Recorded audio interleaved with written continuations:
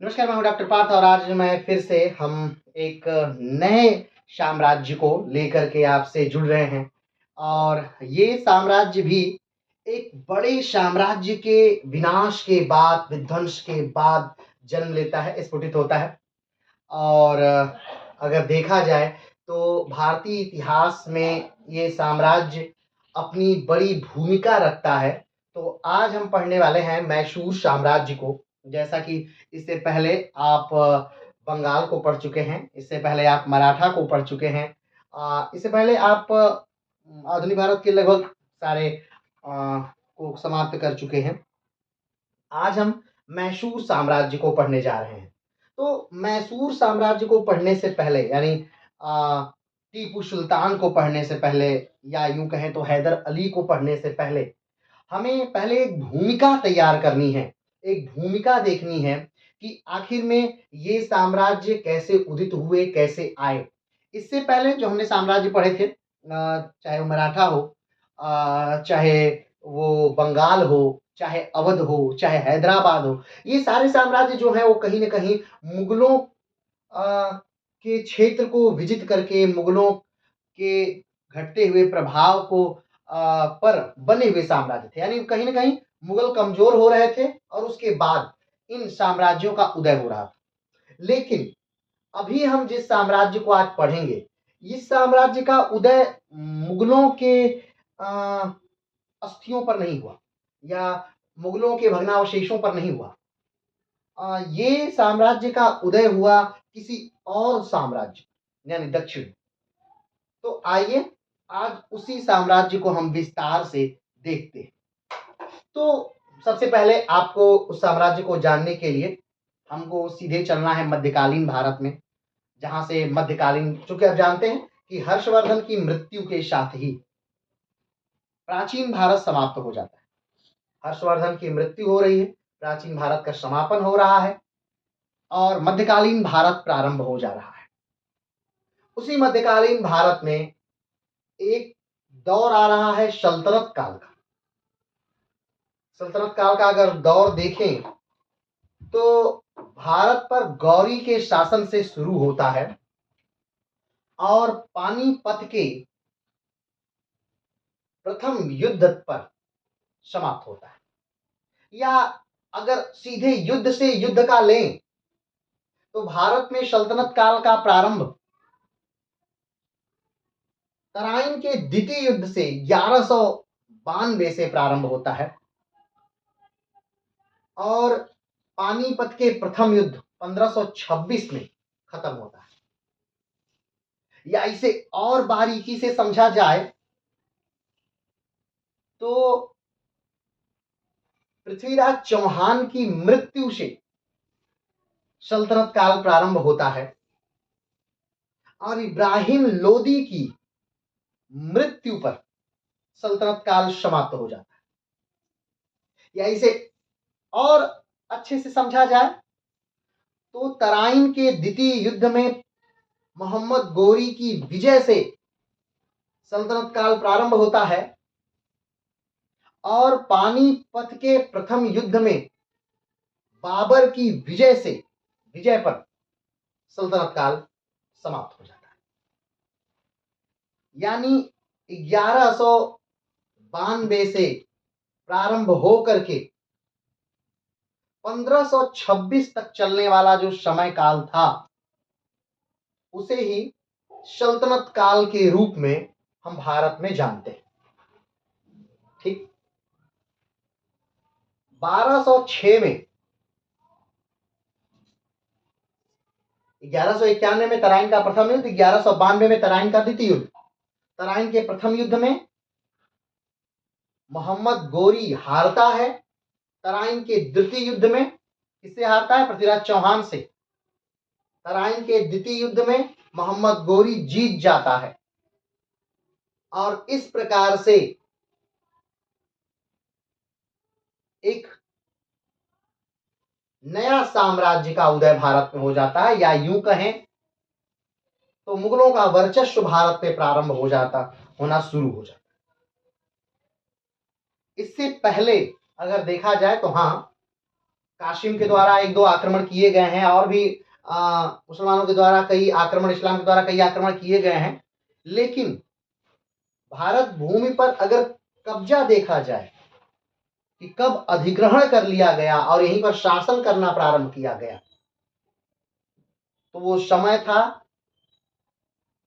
1192। ठीक। तो आप जानते हैं कि जो गौरी है उसके 3 प्रमुख सेना नायक हैं और उन 3 प्रमुख सेना नायकों में से एक प्रमुख सेना नायक है कुतुबुद्दीन ऐबक। 1206 में गौरी की मृत्यु हो जाती है। उस समय कुतुबुद्दीन ऐबक दिल्ली में ही रहता है और गौरी के मृत्यु के साथ कुतुबुद्दीन ऐबक ने स्वयं को दिल्ली का राजा यानी सुल्तान बना दिया। वैसे अगर ढंग से देखा जाए तो उसने कभी अपने आप को सुल्तान कहा नहीं, लेकिन फिर भी ये पूरा क्षेत्र, ये पूरा जम्बूद्वीप का क्षेत्र है, भारतवर्ष का क्षेत्र है, पूरा उसके कब्जे में तो नहीं था, लेकिन हाँ, आगरा दिल्ली वाला जो भूभाग है ये पूरा उसके कब्जे में था। तो कहीं ना कहीं भारत को शुरू से ही दिल्ली से देखने का एक नजरिया है कि दिल्ली जिसके कब्जे में, हम कह देते हैं कि भारत उसके कब्जे में, चूंकि ऐसा था नहीं। ऐसा बहुत बाद में होगा, जब शासन होगा औरंगजेब का, तब कहा जा सकता है कि पूरा भारत उनके कब्जे में वर्तमान। लेकिन उस समय ये कहना अतिशयोक्ति है कि भारत उनके कब्जे में, भारत उनके कब्जे में था नहीं। लेकिन फिर भी 1206 में गौरी की मृत्यु होती है और दिल्ली के विजित भूभाग को जो गौरी ने जीता था, कुतुबुद्दीन ऐबक उन क्षेत्र पर अपना स्वामित्व स्थापित करता है और एक नए वंश की नींव डाल देता है जिसे गुलाम वंश कहते हैं। इस वंश को गुलाम इसलिए भी कहते हैं क्योंकि इसमें जो शासन रहा वो बारी बारी गुलामों का ही रहा। पहले कुतुबुद्दीन ऐबक जो प्रथम गुलाम थे उनका रहा, उसके बाद इल्तुतमिश उनका रहा जो वो भी गुलाम थे, उसके बाद बलबन का रहा, वो भी गुलाम थे, बीच में रजिया सुल्तान भी आई और इल्तुतमिश के लड़के भी कुछ समय तक शासन किए। तो एक तरह से जब सारे गुलामों का ही शासन रहा, जो मुख्य मुख्य किरदार थे वो गुलाम थे, मुख्य मुख्य जो राजा थे वो गुलाम थे, इसीलिए इस वंश को गुलाम वंश की ही संज्ञा दे दी। 1206 से लेकर के 1290 तक गुलाम वंश ने भारत पर राज्य किया। दो इसके सबसे महत्वपूर्ण राजा इल्तुतमिश और बलबन, इन्होंने बहुत सारे महत्वपूर्ण कार्य किए और कहीं न कहीं साम्राज्य को बढ़ाने का प्रयास जारी रखा। जो प्रथम बादशाह थे, जो 1200, सॉरी बादशाह कहना अतिशयोक्ति होगी क्योंकि बादशाह उसे कहते हैं जिसका अल्लाह से सीधा संपर्क होता है, उसे बादशाह कहते हैं। जैसे कि बाबर बादशाह था, हुमायूं बादशाह था, जहांगीर शाहजहां औरंगजेब बादशाह था, मुगलिया सल्तनत के सारे जो लोग थे वो बादशाह थे, बाकी लोग बादशाह नहीं थे। तो बादशाह उसे कहते हैं जिसका अल्लाह से जो डायरेक्ट संपर्क जिसका रहता है, जो अल्लाह से, जिसे माना जाता है कि जो अल्लाह से सीधे बात कर सकता है वो बादशाह है। बाकी लोग सुल्तान हो सकते हैं, जिनको अल्लाह से बात करने के लिए एक माध्यम की आवश्यकता हो, वो क्या हो सकते हैं, सुल्तान हो सकते हैं, बादशाह नहीं हो सकते। ठीक। तो आगे बढ़ते हैं, धीरे धीरे इस वंश पहले उन्नति और फिर अवनति की तरफ गया, गुलाम वंश। और इस वंश ने जो सबसे एक यादगार चीज दी वो ये कि प्रथम महिला मुस्लिम शासिका रजिया सुल्तान इसी वंश में रही, जो इल्तुतमिश की बेटी थी। क्योंकि इल्तुतमिश को लगता था कि उसके जो पुत्र हैं वो नकारे हैं, वो राजा बनने योग्य नहीं है, इसलिए उसने अपने बेटी को राजा बनाने की सोची थी, बनाया नहीं था, ध्यान रखिएगा। रजिया अपने दम से दिल्ली की सुल्तान बनी थी, ठीक है। तो 1206 से 1290 में इस वंश का समाप्त हो गया और 1290 में जलालुद्दीन खिलजी ने खिलजी वंश की नींव डाल दी, जो 1290 से 1320 तक चला। खिलजी वंश में ही एक महान सेना नायक का जन्म हुआ, जिसका नाम अलाउद्दीन खिलजी था, जिसने पूरे अपने सेनापतियों को लेकर के पूरे भारत को रौंद डाला। उत्तर से लेकर के दक्षिण तक पूरा भारत अलाउद्दीन खिलजी के कब्जे में रहा। प्रत्यक्ष या अप्रत्यक्ष जो भी कहा जाए, लेकिन कहीं ना कहीं कब्जे में था, ठीक। अब हम किसी वंश के डिटेल में नहीं जाएंगे, क्योंकि हमें वो वंश पढ़ने नहीं है, हमें मैसूर साम्राज्य पे आना। चलिए, लेकिन अलाउद्दीन खिलजी के मरने के बाद इस वंश का बहुत जल्दी पतन हुआ और 1320 में 1316 के लगभग अलाउद्दीन खिलजी मरता है और 1320 में ही ये पूरा वंश ही, खिलजी वंश ही क्या हो जाता है, समाप्त हो जाता है। 1316 में अलाउद्दीन खिलजी का जो सेनापति है, तो वो क्या करता है कि अलाउद्दीन खिलजी के मरने के बाद वो दक्षिण में है और दक्षिण से उत्तर की तरफ आता है। अलाउद्दीन खिलजी के लगभग सारे पुत्रों को मार करके सबसे छोटा जो पुत्र है उसको गद्दी पर बैठा देता है और खुद राज करता है। लेकिन मात्र 13 दिन के उसके राज्य के बाद भी अलाउद्दीन खिलजी का एक पुत्र जो अभी जीवित था, वो रात में उनका वध कर देता है। तो इस तरह से खिलजी साम्राज्य जो बहुत तेजी से पूरे भारतवर्ष में पहुंचा, पूरे भारत में छा गया, वो बहुत जल्दी ही पतन की तरफ चला जाता है, समाप्त हो जाता है। तो 1206 से लेके 1290 तक गुलाम वंश, 1290 से लेकर के 1320 तक खिलजी वंश, और उसके बाद जिस वंश की आज हमें जरूरत है वो वंश यानी कि तुगलक वंश, जिसकी स्थापना गयासुद्दीन तुगलक ने की थी। तुगलक वंश क्या हो जाता है, प्रारंभ हो जाता है 1320 में। तुगलक वंश प्रारंभ हुआ और 1320 से लेकर के 1414 तक तुगलक वंश क्या होता है, चलता है। तुगलक वंश के बाद सैयद वंश आता है, 1414 से 1451 तक चलता है। सैयद वंश के बाद लोदी वंश आता है, 1451 से 1526 तक चलता है। सल्तनत काल का जो आखिरी वंश था वो लोदी वंश था। सल्तनत काल का जो आखिरी सुल्तान था वो इब्राहिम लोदी था। सल्तनत काल के आखिरी सुल्तान को जो मारने वाला व्यक्ति था वो बाबर था। सल्तनत काल का जो पहला राजा था कहीं ना कहीं वो कुतुबुद्दीन ऐबक था, जिसकी 1206 में जो राजा बनता है और 1210 में ही वो चौगान खेलते समय, चौगान यानी घोड़े पर चढ़ करके खेला जाने वाला पोलो की तरह, आज का पोलो की तरह एक खेल है।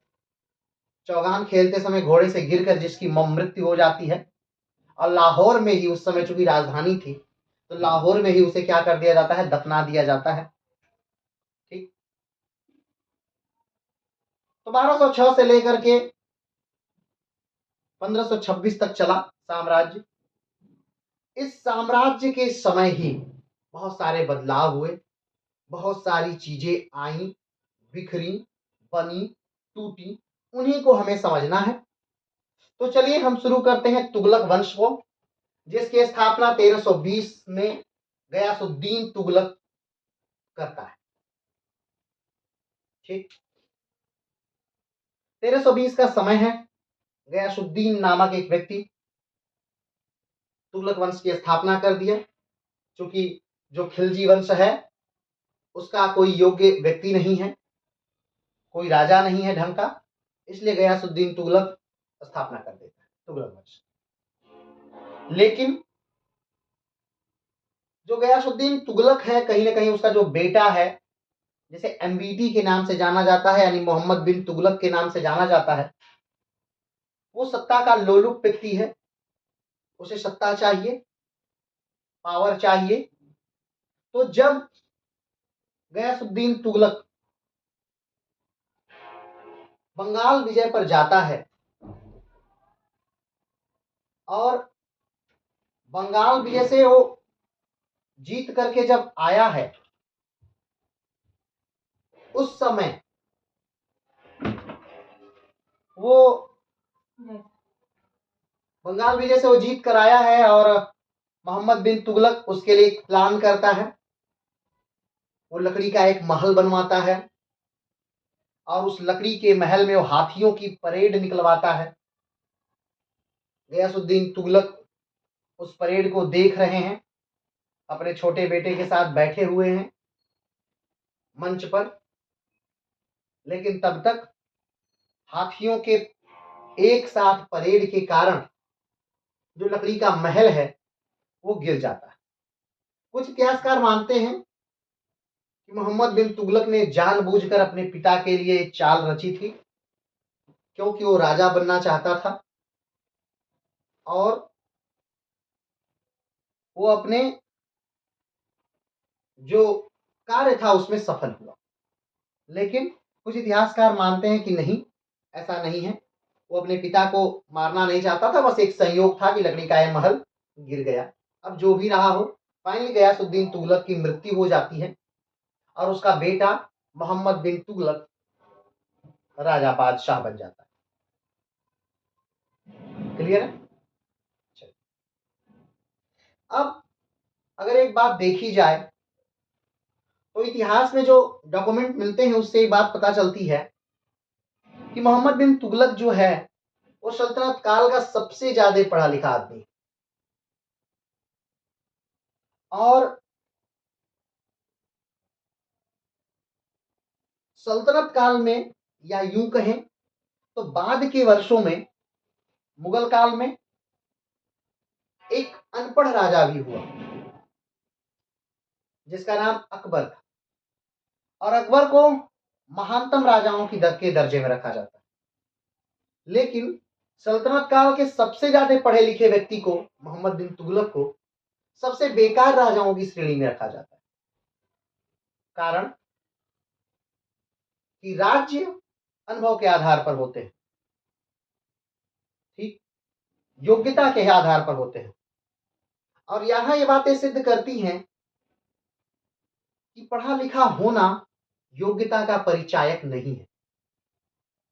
अगर योग्यता का परिचायक होता तो अनपढ़ अकबर अपने राज्य को इतना योग्य नहीं बना पाता, इतनी ऊंचाइयों पे नहीं लेके जा पाता। और एक सबसे पढ़ा लिखा व्यक्ति मोहम्मद बिन तुगलक अपने इस बने बनाए साम्राज्य को एकदम नष्ट भ्रष्ट नहीं कर पाता। क्यों? क्योंकि मोहम्मद बिन तुगलक एक योग्य व्यक्ति है और जो अकबर है वो एक अनपढ़ व्यक्ति, एक शिक्षित, एक ज्यादा शिक्षित और एक शून्य शिक्षित। लेकिन अगर योग्यता में देखा जाए तो अकबर ने कहीं बड़े कार्य किए मोहम्मद बिन तुगलक से, यानी दोनों की कोई इतिहास से तुलना ही नहीं। अगर अनपढ़ता में ही बात करें तो एक नाम और आता है जिसको आज हम शुरू करने वाले हैं, मैसूर साम्राज्य। मैसूर साम्राज्य का जो संस्थापक है हैदर अली, वो भी एक अनपढ़ व्यक्ति है और वो भी जब सेना में भर्ती हो रहा है तो मात्र एक सैनिक के पद पर ही भर्ती हो रहा है।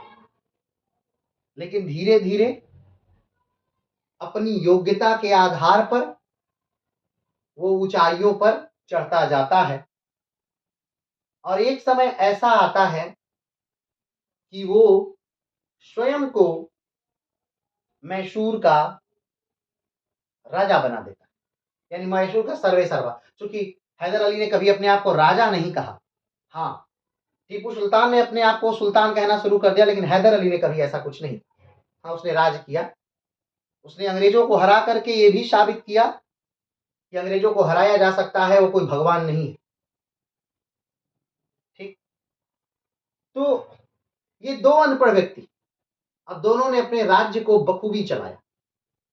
जब अकबर राजा बनता है तो उसके पास भी उसके बाप की बपौती कुछ नहीं थी, क्योंकि 1556 वो समय है जब हुमायूं मर चुका था।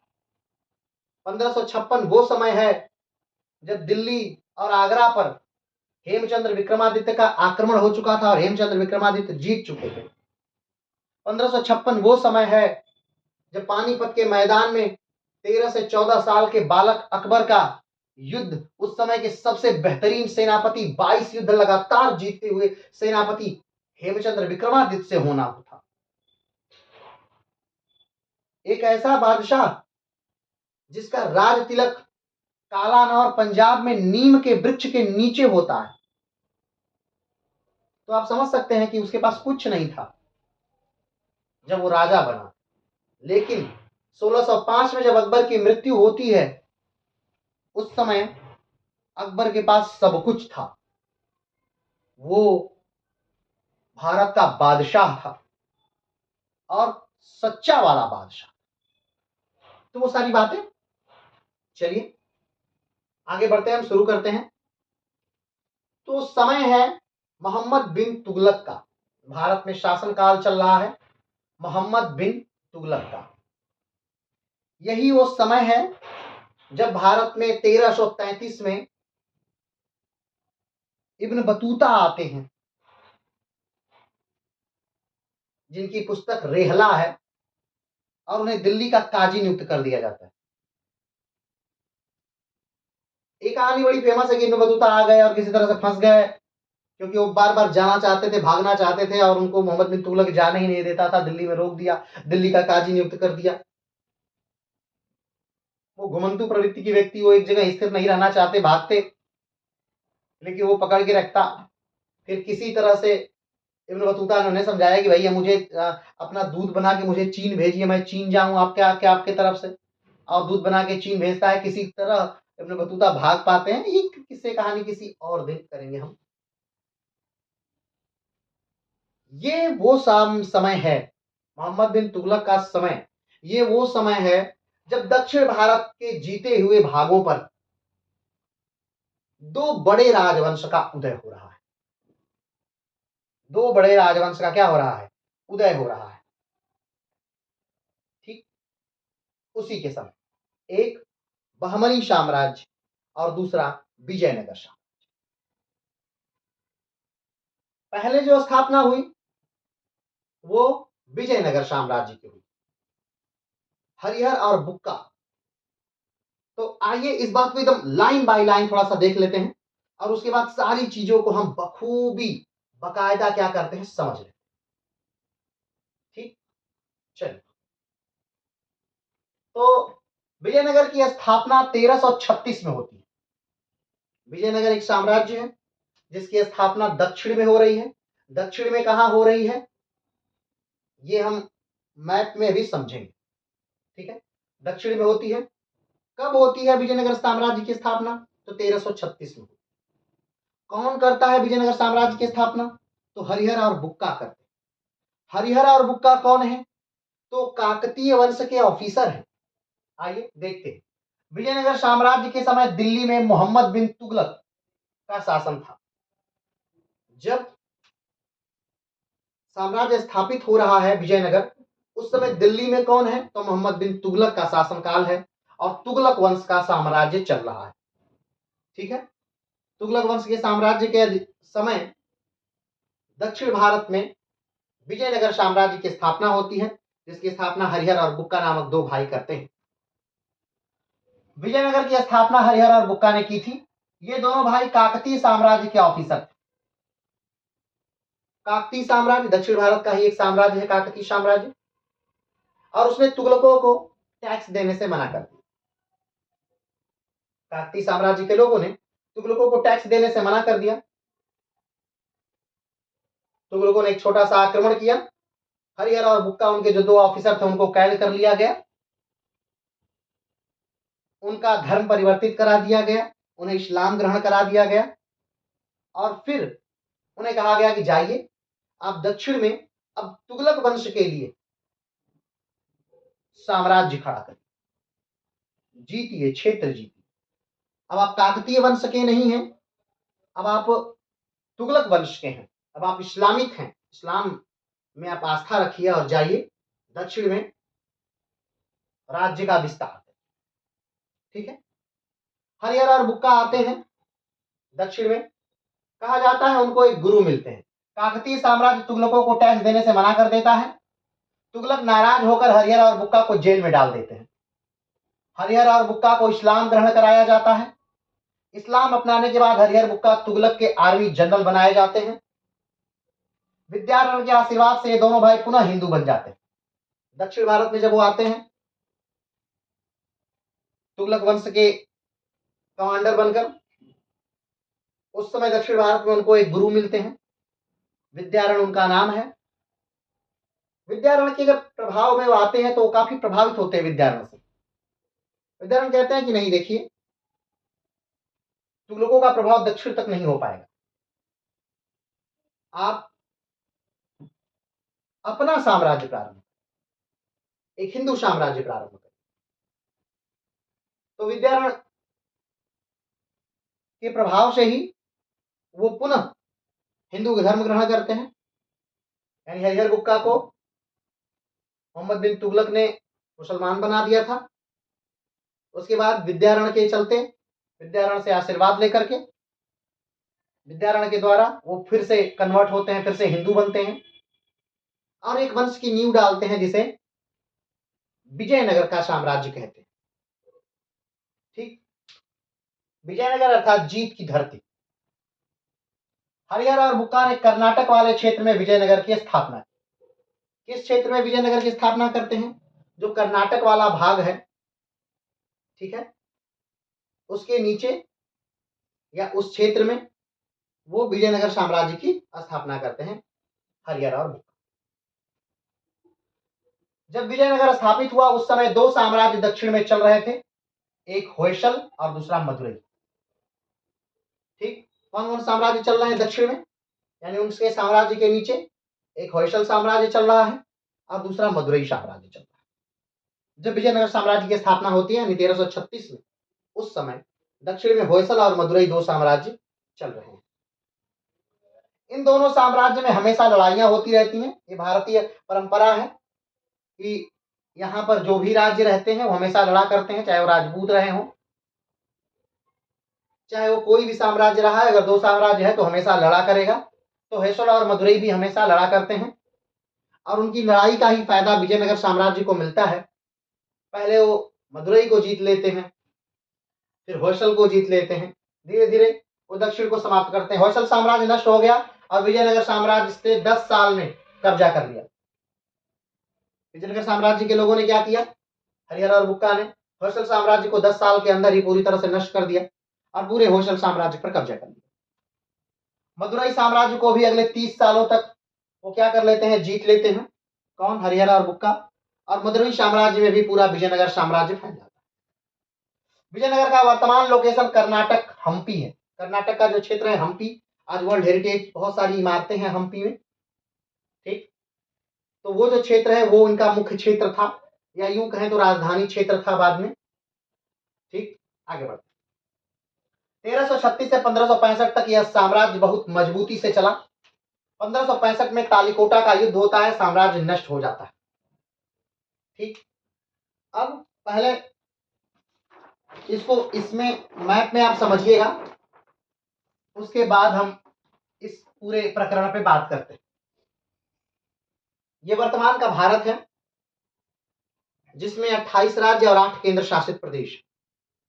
ठीक है, ये आज बांग्लादेश अलग हो चुका है, म्यांमार का ये वाला भाग अलग हो चुका है, पाकिस्तान अलग हो चुका है। ठीक, नेपाल अलग है, भूटान अलग है, श्रीलंका अलग है। ये पूरा भारत है। ठीक है, यूं कहें तो इंदिरा कौल से लेकर के इंदिरा पॉइंट तक, कीवी-थू से लेकर के गुहार मोती तक, ये भाग भारत है। ठीक, भारत का ये भाग यानी यूं कहें तो नर्मदा और ताप्ती के नीचे का जो क्षेत्र है उसे दक्षिण भारत की संज्ञा दी जाती है। तो दक्षिण भारत में, ठीक है, कृष्णा नदी के नीचे, ठीक, कृष्णा नदी के नीचे और तुंगभद्रा के बीच में ये जो शुरुआती भाग है, यहाँ ये वाला जो भाग दिख रहा है, यहीं पर प्रारंभ होता है विजयनगर साम्राज्य। बाद में समय समय पर अलग अलग राजाओं के वर्चस्व के चलते, उनकी वीरता और बहादुरी के चलते विजयनगर साम्राज्य बढ़ा घटा, बढ़ा घटता, बढ़ता घटता रहा, लेकिन उसका जो मूल क्षेत्र है वो कृष्णा के नीचे है। ठीक है, यहाँ थोड़ा सा अब यहाँ पे समझिए, ये जो नदी है गोदावरी त्र्यंबकेश्वर से निकलती है, महाराष्ट्र से, ठीक, और जाकर के अपना डेल्टा बना। उसके बाद उसके एक नीचे एक प्रमुख नदी है जिसका नाम है कृष्णा, जो महाबलेश्वर से निकलती है, महाबलेश्वर यानी महाराष्ट्र से निकलती है और जाकर के अपना डेल्टा बनाती है। तो जो गोदावरी और कृष्णा का ये डेल्टा वाला भाग है, ये वाला जो भाग है, ये कहा जाता है बड़ा उपजाऊ भाग, क्योंकि ये नदियां अपने साथ मिट्टी लेकर के आती हैं और उपजाऊ मिट्टियां लेकर लाती हैं और वो इन्हीं डेल्टा वाले भागों में छोड़ती हैं या इन्हीं क्षेत्रों में छोड़ती हैं और ये भाग धीरे धीरे उपजाऊ होते चले गए। अगर आज भारत के उपजाऊ भागों की बात करें तो ये वाला जो बेल्ट है, गंगा यमुना वाला बेल्ट, ये पूरा सबसे उपजाऊ क्षेत्र है और उसके बाद ये वाला जो पूरा तटवर्ती क्षेत्र है ये पूरा उपजाऊ क्षेत्र है। ये तटवर्ती क्षेत्र उपजाऊ इसलिए नहीं है क्योंकि यहाँ समुंदर है, बल्कि इधर से निकलकर जो नदियां इधर जाती हैं अपना जो मिट्टी देती हैं उसकी वजह से, और इधर से निकलकर जो नदियां इधर जाती हैं इधर जो मिट्टी देती हैं उधर से।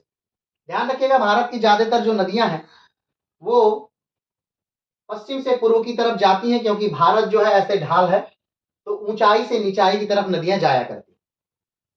तो हमने कहा कि इधर भी नदियां जाती हैं, तो यहाँ पश्चिमी घाट की पहाड़ियां हैं और पश्चिमी घाट की पहाड़ियों से जो नदियां निकलती हैं वो इधर ही पश्चिमी घाट की तरफ ही बहती, तो उधर भी डेल्टाई छाया क्षेत्र बना हुआ है और ये भी उपजाऊ क्षेत्र कहीं न कहीं है।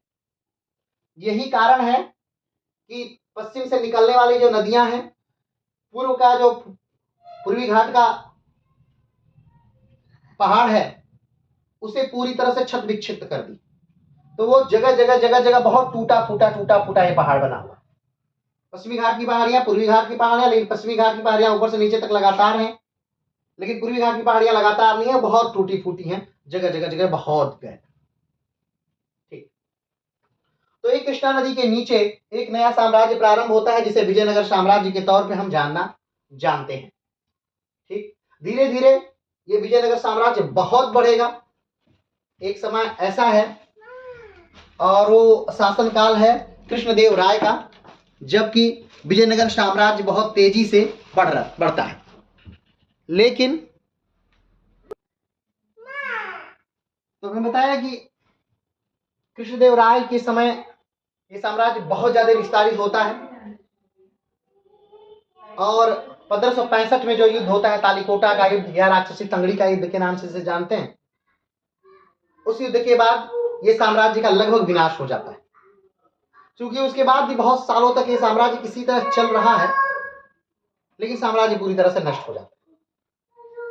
ठीक, अगर देखा जाए तो इसमें कई खंड में साम्राज्य चला, संगम वंश, सुलूप वंश, तुलुप वंश और आरावीड वंश, ये 4 वंशों के अधीन ये साम्राज्य चलता है। और इन वंशों में अगर देखा जाए सबसे प्रतापी शासक तो कृष्णदेव राय थे जो तुलुप वंश से थे। ठीक है, फिर से एक बार देख लीजिए, गोदावरी निकलती है त्र्यंबकेश्वर से और आकर के आंध्रा में अपना डेल्टा बनाती है। कृष्णा निकलती है महाबलेश्वर से, महाराष्ट्र से, जो कि आकर के आंध्रा में अपना डेल्टा बनाती है। ये जो डेल्टाई वाला भाग है बहुत ज्यादा उपजाऊ है। ठीक है, और ये नदी है नीचे देख रहे हैं जो नदी है तुंगभद्रा है, तुंगभद्रा आकर के कृष्णा में मिलती है और तुंगभद्रा और कृष्णा के बीच का ये जो क्षेत्र है इसे तुंगभद्रा दोआब कहते हैं। और इसी क्षेत्र की वजह से और इस क्षेत्र की वजह से ही दो वंशों में लगातार युद्ध होगा। और वो दो वंश कौन से हैं? तो दो वंश हैं, एक विजयनगर साम्राज्य और दूसरा बहमनी साम्राज्य। और ये कई वर्षों तक युद्ध चलता रहेगा। ठीक, चलिए आगे बढ़ते हैं। तीसरी नदी जो है यहाँ पे आप देख रहे हैं कावेरी है, जो कि कर्नाटक के भीमा शंकर से निकलती है और आकर के यहाँ तमिलनाडु में अपना डेल्टाई क्षेत्र बनाती है। चलिए अब इस बात को यहां से समझ लेते हैं। कृष्णा और तुंगभद्रा के बीच सीमा थी विजयनगर की। कृष्णा हमने दिखाया और तुंगभद्रा के बीच का जो क्षेत्र है वो विजयनगर का मूल क्षेत्र है। हमने कहा कि राजाओं की शक्ति के अनुसार वो बढ़ता घटता रहा, लेकिन वो जो था वो मूल क्षेत्र था। ठीक, आगे बढ़ते हैं। विजयनगर की जिस वंश के अंतर्गत राज किया विजयनगर साम्राज्य वो कौन सा था? संगम, सुलुभ, तुलुभ, आराविलु। संगम वंश 1336 से लेकर 1485, सुलुभ वंश 1485 से 1491, तुलुभ वंश 1491 से 65 और आराविलु 1570 से 1672 तक ये वंश चलते। और इस दौरान विजयनगर अपना उच्चतम भी देखता है, अपना निम्नतम भी देखता है, अपनी सर्वोच्च गरिमा को महसूस करता है और अपनी सर्वोच्च हीनता को भी महसूस करता है इस दौरान विजयनगर साम्राज्य। इसमें कुछ और बातें हैं, देख लीजिए। संगम वंश जो है वो शैव था, बाकी सब वैष्णव थे। संगम का शासनकाल सबसे लंबा 150 सालों तक चला। संगम जो विजयनगर साम्राज्य के अंतर्गत जो पहला शासक था संगम, जिसकी स्थापना हरिहर और बुक्का ने की थी। चूंकि हरिहर और बुक्का तो पूरे विजयनगर साम्राज्य के ही संस्थापक थे, लेकिन प्रथम के संस्थापक जो हरिहर और बुक्का थे उन्होंने ही किया था। तो वो क्या थे? वो शैव थे और बाकी सब वैष्णव थे और 150 सालों तक संगम वंश चला। इसके बाद हमने कहा ये जो स्थापना हुई है ये सारा यानी विजयनगर साम्राज्य की, ये 1336 में स्थापना होती है। उसके बाद 1347 में भी एक वंश की स्थापना होती है दक्षिण में ही, यानी कि इसके ऊपर, इस वाले क्षेत्र के ऊपर, यानी कृष्णा नदी के ऊपर, ठीक है, इस क्षेत्र में एक वंश की स्थापना होती है जिसे बहमनी साम्राज्य के नाम से जानता है। विजयनगर साम्राज्य की स्थापना कब होती है? 1336 में। और बहमनी साम्राज्य की स्थापना कब होती है? 1347 में। विजयनगर साम्राज्य की स्थापना करते हैं हसन गंगू और बहमनी साम्राज्य की स्थापना करते हैं, विजयनगर साम्राज्य की स्थापना करते हैं हरिहर और बुक्का। ठीक, और जो बहमनी साम्राज्य है उसकी स्थापना करते हैं हसन गंगू या बहमन शाह। ठीक ठीक, तो अब ये दो वंश दक्षिण में स्थापित हो गए। ऊपर की तरफ ये वाला क्षेत्र बहमनी साम्राज्य और ये वाला क्षेत्र विजयनगर साम्राज्य। अब लगातार इनमें टकराव होते रहते हैं। भारत के पहले बारूद का प्रयोग का उल्लेख भी इन्हीं के टकराव के बीच ही आपको मिलता है। ठीक है, और ये लगातार विजयनगर ऊपर नहीं जा पाता है, बहमनी नीचे नहीं आ पाता है, और लगातार इनका युद्ध हो रहा है, लगातार युद्ध हो रहा है। चलिए आगे देखते हैं। तालीकोटा का युद्ध। तालीकोटा का युद्ध यानी अब हमने बताया कि विजयनगर साम्राज्य आया, पनपा, उदित हुआ, बहुत ऊपर चढ़ा, फिर धीरे धीरे घट गया। और उसी समय एक और वंश फल फूल रहा था दक्षिण में ही विजयनगर साम्राज्य के ऊपर, बहमनी साम्राज्य, जिसकी स्थापना 1347 में होती है, जिसकी समाप्ति 1680 में होती है। कब? जब वो पूरी तरह से मुगल साम्राज्य से मिल गया। बहमनी साम्राज्य कई भागों में टूट गया। एक समय आया ऐसा कि बहमनी साम्राज्य कई भागों में टूट गया। ठीक,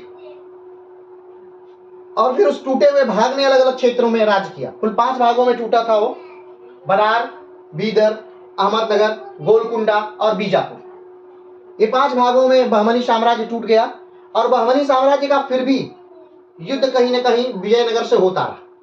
ठीक, संस्थापक इसके थे अलाउद्दीन बहमन शाह हसन गंगू। राजधानी थी इसकी गुलबर्गा।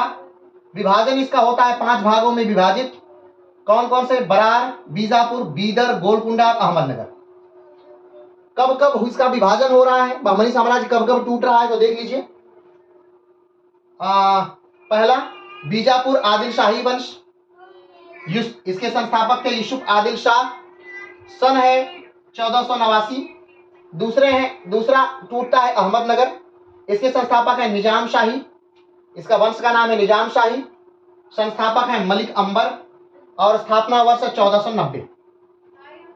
तीसरा राज्य जो है वो बरार है। इसके वंश का नाम है इमाद शाही वंश।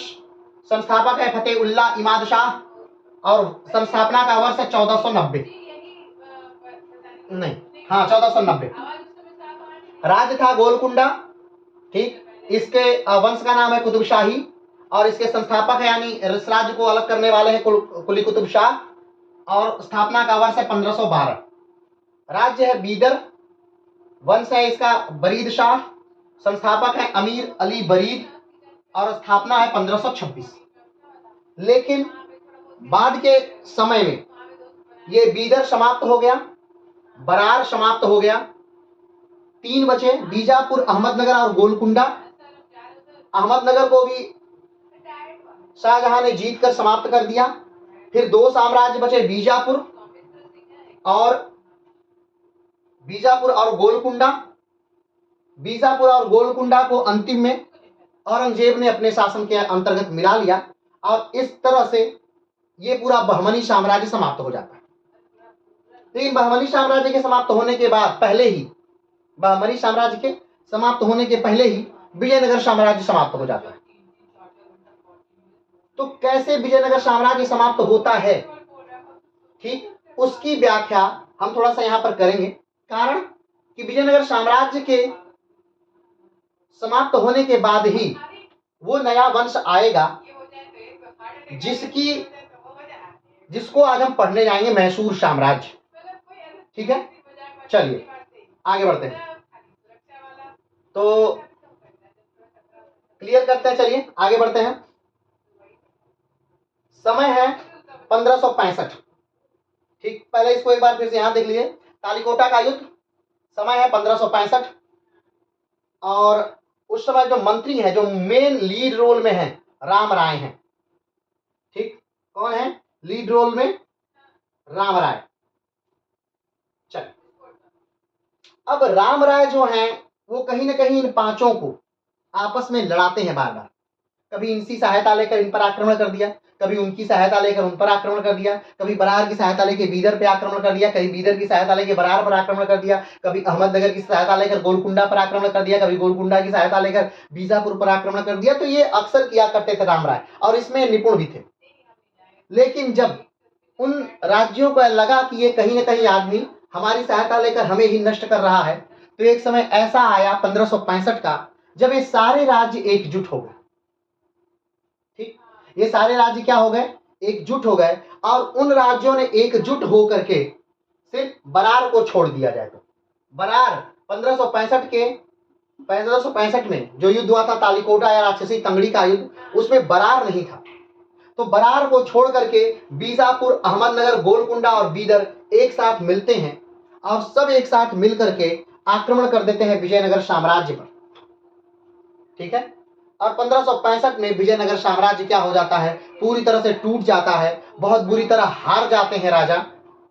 ठीक, बहुत बुरी तरह हार जाते हैं। उनकी राजधानी को बहुत बुरी तरह जला दिया जाता है। वो राजधानी जो कई बरसों, 100 सालों, 200, 300, 400 सालों में बनी थी, जिसने बहुत उन्नति देखी थी, जिसके समय में बेहतरीन यात्री आते हैं।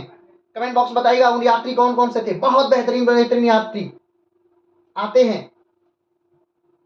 वो राजधानी समाप्त हो गई, ध्वस्त हो गई, टूट गई।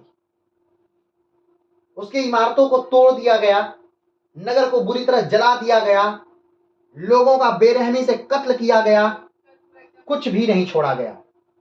आज तक के इतिहास में रिकॉर्ड है कि उतनी बेरहमी किसी राजधानी को समाप्त करने में, नष्ट करने में नहीं दिखाई गई जितनी बेरहमी कि विजयनगर साम्राज्य की राजधानी को नष्ट करने, समाप्त करने में दिखाई गई।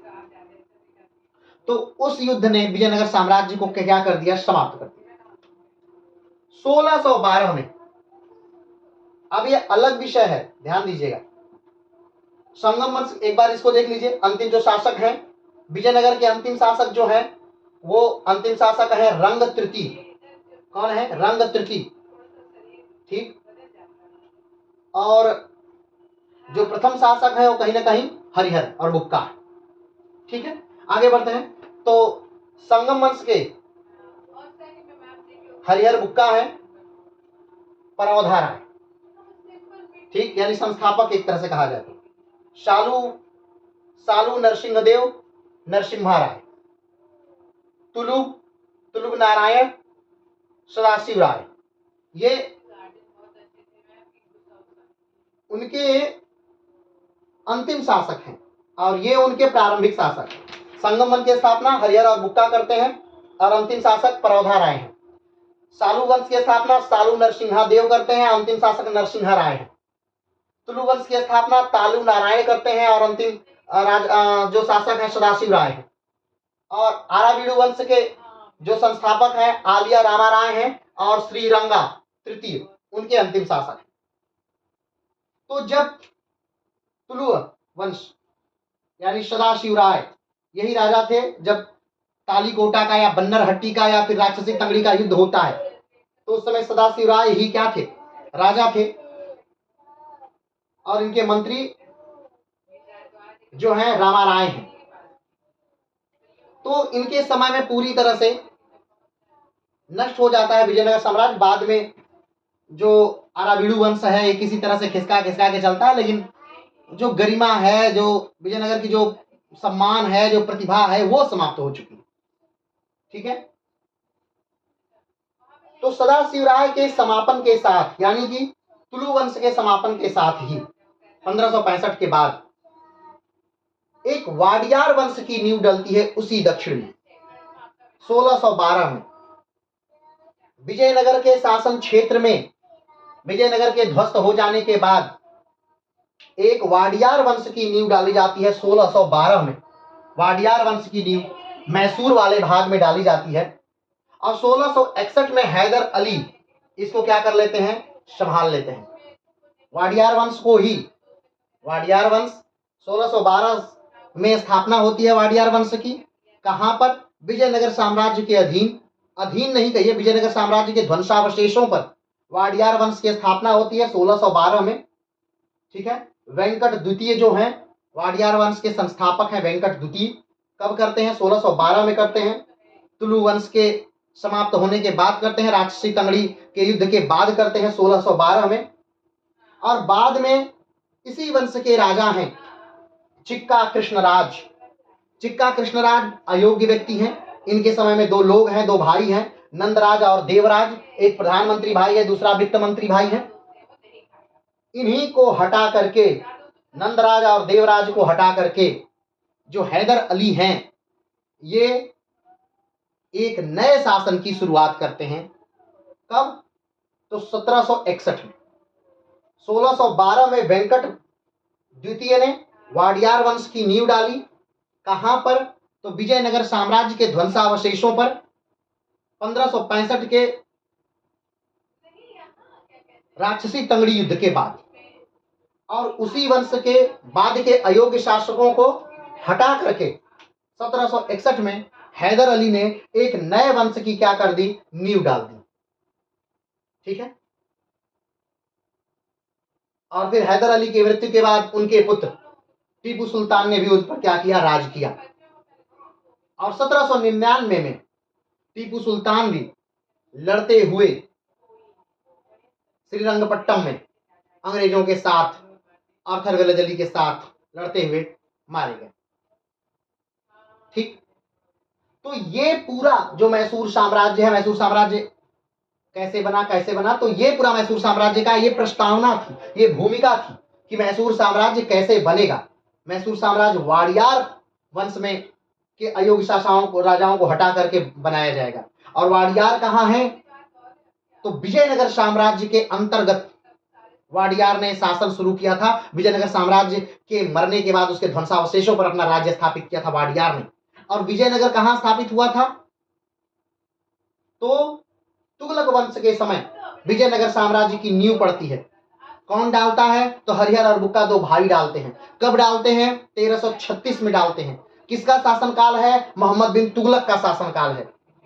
तो इस प्रकार मैसूर साम्राज्य का पहला भाग हमने प्रारंभ किया और आपने भूमिका में जाना कि किस प्रकार से मैसूर साम्राज्य इस समय प्रारंभ हो रहा है, कैसे प्रारंभ हो रहा है, कौन प्रारंभ कर रहा है। एक सैनिक के तौर पर भर्ती हुआ था हैदर अली, कहां पर? इस वाडियार वंश में। और धीरे धीरे धीरे धीरे सेनापति और फिर धीरे धीरे धीरे धीरे शासक स्वयं को उसने बना लिया अपनी काबिलियत के दम।